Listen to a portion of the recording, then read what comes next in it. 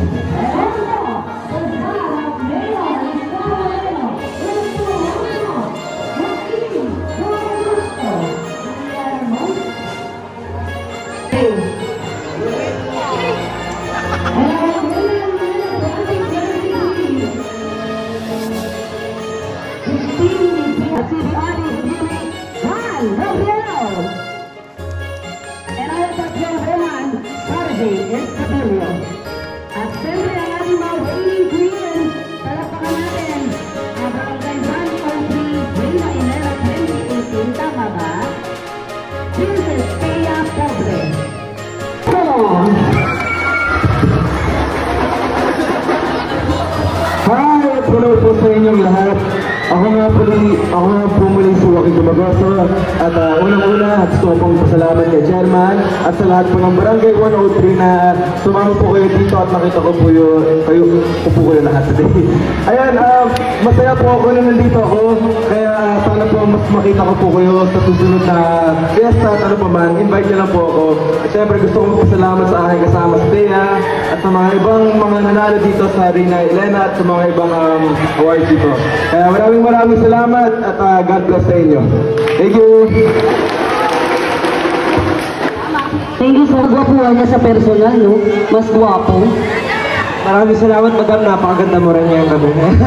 At ayan, nagpapasalamat po ako sa inyong lahat sa Barangay 103, of course, kay Chairman, sa pag-imbita sa amin dito ni Joaquin Dumagoso para makasama sa inyong ngayong gabi sa inyong sagala. Sobrang thankful po kami ngayong araw na to at na-experience namin to kahit maulan, nagtuloy-tuloy po rin po tayo. Maraming salamat po, yun lamang po. Kaluharin sa naman ng may lagi sa garuhan sa pangyabuhan at iyon. Magdala siyang isang kahon ng alahas. Sa katauhan ni Akisha S. Galay, gawin siya na taong gulang nag-aaral sa Universidad de Manila. Anak ni Mr. and Mrs. Vincent Galay. Again, Reyna Shena Akisha S. Galay.